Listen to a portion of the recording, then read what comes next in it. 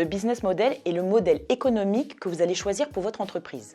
Il s'agit de répondre à une question cruciale qui est comment celle-ci va générer de l'argent et va créer de la valeur. Il ne faut pas confondre avec le business plan qui, lui, est une déclinaison, une traduction chiffrée de votre business model. Il est conseillé d'associer plusieurs business models dans votre stratégie de développement. En effet, ce n'est pas une bonne idée de mettre tous ses œufs dans le même panier et c'est pour ça qu'on va vous montrer quelques exemples justement de business models qui, si certains s'opposent, d'autres sont parfaitement complémentaires. Un business model très classique est celui qui permet aux entreprises d'être omniprésentes à la fois sur le online et aussi sur le offline.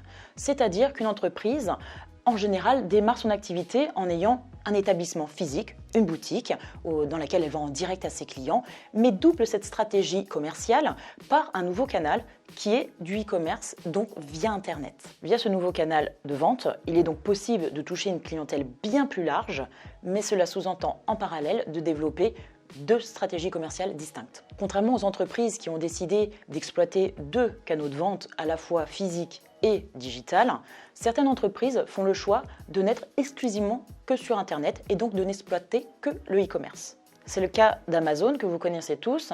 Par ce canal, ils ont l'immense avantage d'avoir une énorme trésorerie puisque d'un côté, leurs clients payent comptant, alors que de l'autre, vis-à-vis de leurs fournisseurs, ils ont pu négocier des délais de paiement plus longs.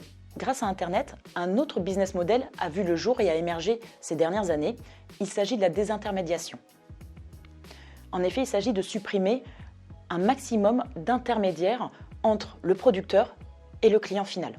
Par exemple, les compagnies aériennes n'ont plus besoin systématiquement de passer par une agence de voyage pour vendre ses billets d'avion. Dans le secteur de l'immobilier, les plateformes de mise en relation entre les propriétaires et les futurs acquéreurs ou locataires émergent énormément et donc on n'a plus besoin de passer par une agence immobilière pour autant.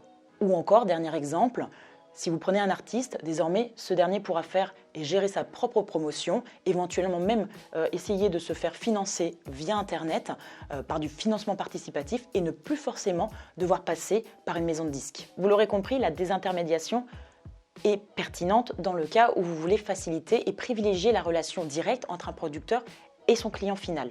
Il est tout aussi pertinent de voir un autre business model qui est totalement l'opposé, qui est la réintermédiation.